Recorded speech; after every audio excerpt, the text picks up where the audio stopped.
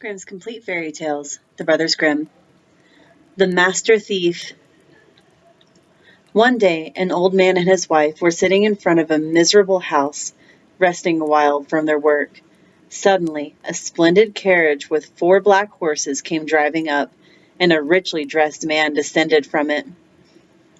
The peasant stood up, went to greet the man, and asked what he wanted, and in what way he could be useful to him.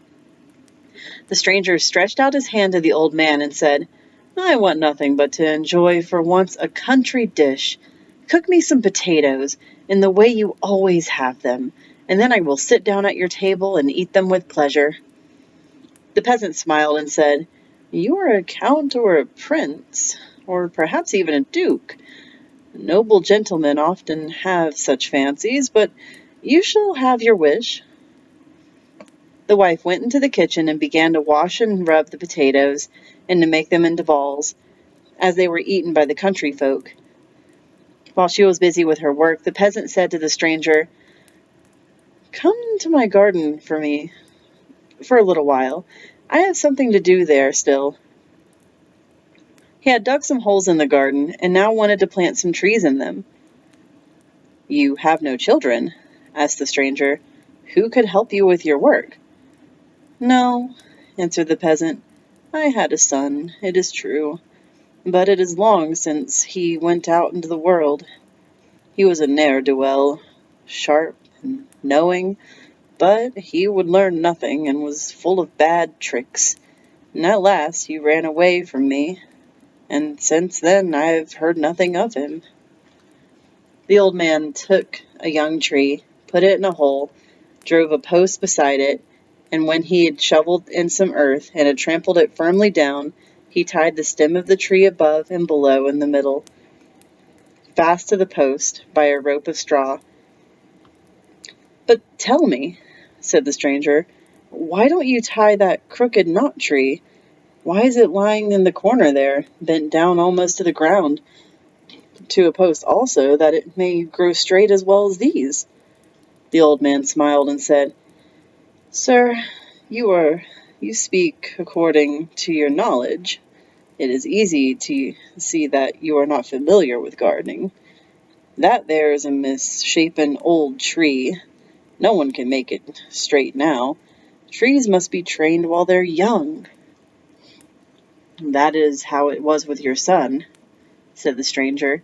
"If you had trained him while he was young, he would not have run away. Now he too must have grown hard and misshapen." "Truly, it is a long time since he went away," replied the old man. "He must have changed." "Would you know him again if he were to come to you?" asked the stranger. "Hardly by his face," replied the peasant, "but he has a mark about him, a birthmark on his shoulder that looks like a bean." When he had said that, the stranger pulled off his coat, bared his shoulder, and showed the peasant the bean. "Good God!" cried the old man, "you are really my son!" And love for his child stirred in his heart. "But," he added, how can you be my son if you have become a great lord who lives in wealth and luxury? How have you contrived to do that?" "Ah, father," answered the son, "the young tree was bound to no post, and has grown crooked. Now it is too old. It will never be straight again. How have I got all that? I have become a thief. But do not be alarmed. I am a master thief. For me, there are neither locks nor bolts. Whatever I desire is mine. Do not imagine that I steal like a common thief. I only take some of the superfluity of the rich. Poor people are safe. I would rather give to them than take anything from them. It is the same with anything which I can have without trouble, cunning, and dexterity. I will never touch it." "Alas, my son," said the father, "it still does not please me. A thief is still a thief. I tell you it will end badly." He took him to his mother, and when she heard that this was her son, she wept for joy. But when he told her he'd become a master thief, 2 streams flowed down over her face. At length she said, "Even if he has become a thief, he's still my son, and my eyes have beheld him once more." They sat down at table, and once again he ate with his parents the wretched food which he had not eaten for so long. The father said, "If our lord, the Count up there in the castle, learns you are here, and what trade you follow, he will not take you in his arms and cradle you in them as he did when he held you at the front, but will cause you to swing from the gallows." "Be easy, father, he will do me no harm, for I understand my trade. I will go to him myself this very day." When evening drew near, the master thief seated himself in the carriage and drove to the castle. The Count received him civilly, for he took him for a distinguished man. When, however, the stranger had made himself known, the Count turned pale and was quite silent for a time. At length he said, "You are my godson, and on that account mercy shall take the place of justice. I will deal leniently with you. Since you pride yourself on being a master thief, I will put your art to the proof. But if you do not stand the test, you must marry the rope-maker's daughter, and the croaking of the raven must be your music on the occasion." "Lord Count," answered the master thief, "think of 3 things, as difficult as you like, and if I do not perform your tasks, do with me what you will." The Count reflected for some minutes, and then said, "Well then, in the first place, you shall steal the horse I keep for my own riding out in the stable. In the next, you shall steal the sheet from beneath the bodies of my wife and myself when we are asleep, without our observing it, and the wedding ring of my wife as well. Thirdly, and lastly, you shall steal away out of the church the parson and clerk. Mark what I am saying, for your life depends on it." The master thief went to the nearest town. There he bought the clothes of an old peasant woman and put them on. Then he stained his face brown and painted wrinkles on it as well, so that no one could have recognized him. Then he filled a small cask with old, hungry wine, in which he was mixed in a powerful sleeping potion. He put the cask in a basket, which he took on his back, and walked with slow, tottering steps to the Count's castle. It was already dark when he arrived. He sat down on a stone in the courtyard and began to cough like an asthmatic old woman, and to rub his hands as if he were cold. In front of the door of the stable some soldiers were lying around a fire. One of them observed the woman and called out to her, "Come nearer, old mother, and warm yourself beside us. After all, you have no bed for the night, and must take one where you can find it." The old woman tottered up to them, begged them to lift the basket from her back, and sat down beside the fire. "What have you got in your little cask, old lady?" asked one. "A good mouthful of wine," she answered. "I live by trade. For money and fair words I am ready to let you have a glass."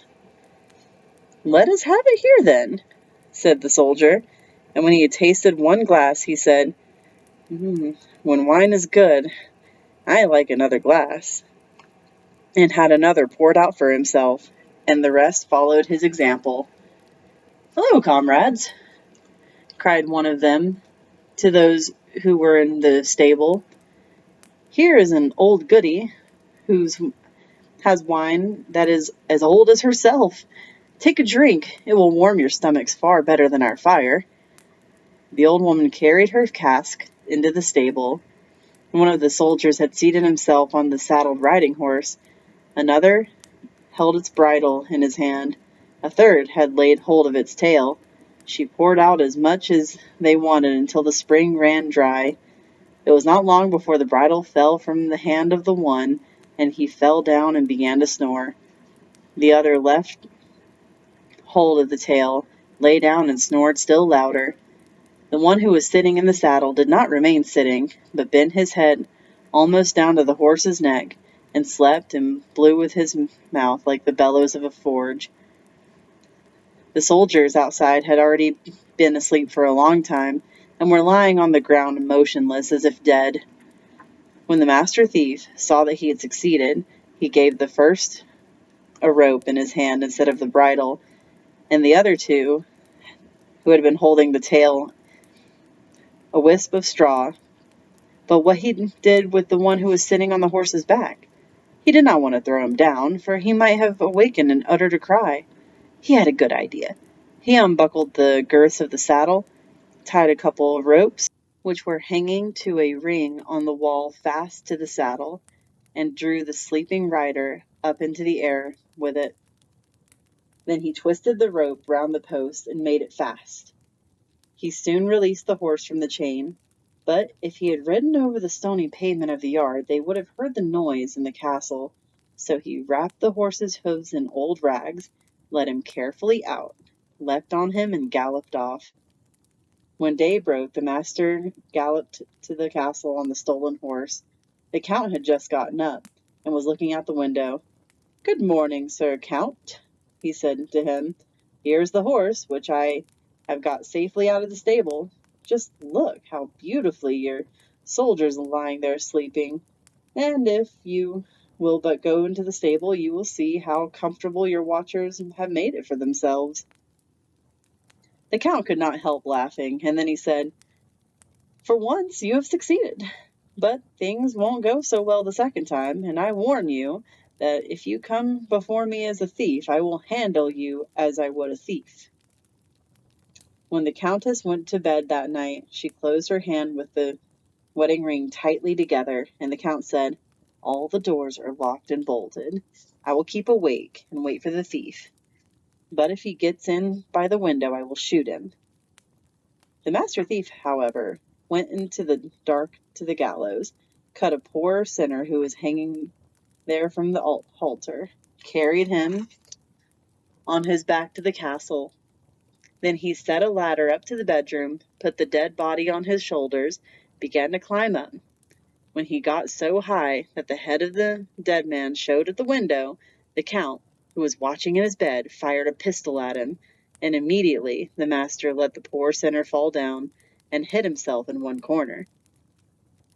The night was sufficiently lighted by the moon for the master to see distinctly how the Count got out the window and onto the ladder, came down, carried the dead body into the garden, and began to dig a hole in which to lay it. "Now," thought the thief, "the favorable moment has come," stole nimbly out of his corner, and climbed up the ladder straight into the Countess's bedroom. "Dear wife," he began in the Count's voice, "the thief is dead, but after all, he is my godson, and has been more of a scapegoat than a villain. I will not put him to open shame. Besides, I am sorry for the parents. I will bury myself before daybreak in the garden, that the thing may not be known. So give me the sheet. I will wrap up the body in it and bury him as a dog buries things by scratching." The Countess gave him the sheet. "I tell you what," continued the thief, "I have a fit of magnanimity on me. Give me the ring too. The unhappy man risked his life for it, so he may take it with him into his grave." She would not gainsay the Count, and although she did it unwillingly, she threw the ring from her finger and gave it to him. The thief made off with both of these things, and reached home safely before the Count in the garden had finished his work of burying. What a long face the Count did make when the master came the next morning and brought him the sheet and the ring. "Are you a wizard?" said he. "Who has fetched you out of the grave in which I myself laid you, and brought you to life again?" "You did not bury me," said the thief, "but the poor sinner on the gallows." And he told him exactly how everything had happened, and the Count was forced to own to him that he was clever and crafty for a thief. "But you have not reached the end yet," he added. You have still to perform the third task, and if you do not succeed in that, all is of no use." The master smiled and returned no answer. When night had fallen, he went with a long sack on his back, a bundle under his arms, and a lantern in his hand to the village church. In the sack, he had some crabs, and in the bundle, short wax candles. He sat down in the churchyard, took out a crab, and stuck a wax candle on his back. Then he lighted the little light, put the crab on the ground, and let it creep about. He took a second out of the sack and treated it the same way, and so on. The last was out of the sack. Then he put on a long black garment that looked like a monk's cowl, and stuck a gray beard on his chin. When at last he was quite unrecognizable, he took the sack in which the crabs had been, went into the church, and ascended the pulpit. The clock in the tower was just striking 12. When the last stroke had sounded, he cried with a loud and piercing voice, "Listen, sinful men! The end of all things has come. The last day is at hand. Listen, listen! Whoever wishes to go to heaven with me must creep into the sack. I am Peter, who opens and shuts the gate of heaven. Behold how the dead outside there in the churchyard are wandering about, collecting their bones. Come, come, and creep into the sack. The world is about to be destroyed." The cry echoed through the whole village. The parson and the clerk, who lived nearest to the church, heard it first. And when they saw the lights, which were moving about the churchyard, they observed that something unusual was going on, and went into the church. They listened to the sermon for a while, and then the clerk nudged the parson and said, "It would not be amiss if we were to use the opportunity together, and before the dawning of the last day, find an easy way of getting into heaven." "To tell the truth," answered the parson, "that is what I myself have been thinking. So, if you are inclined, we shall set out that way." "Yes," answered the clerk, "but you, the pastor, have the precedence. I will follow." So the parson went first, and ascended the pulpit, where the master opened his sack. The parson crept in first, and then the clerk. The master immediately tied up the sack tightly, seized it by the middle, and dragged it down the pulpit steps. And whenever the heads of the two fools bumped against the steps, he cried, "We are going over the mountains!" And he drew them through the village in the same way. And when they were passing through puddles, he cried, "Now we are going through wet clouds!" And when at last he was dragging them up the steps of the castle, he cried, "Now we are on the steps of heaven, and will soon be in the outer court." When he had got to the top, he pushed the sack into the pigeon house, and when the pigeons fluttered about, he said, "Hear how glad the angels are, and how they are flapping their wings." Then he bolted the door upon them and went away. Next morning he went to the court and told him that he had performed the third task also, and had carried the parson and clerk out of the church. "Where have you left them?" asked the lord. "They are lying upstairs in a sack in the pigeon house, and imagine that they are in heaven." The count went up himself and convinced himself that the master had told the truth. When he had delivered the parson and the clerk from their captivity, he said, "You are an arch thief, and you have won your wager. For once, you escape with a whole skin, but see that you leave my land, for if you ever set foot on it again, you may count on your elevation to the gallows." The arch-thief took leave of his parents, once more went forth into the wide world, and no one has ever heard of him since.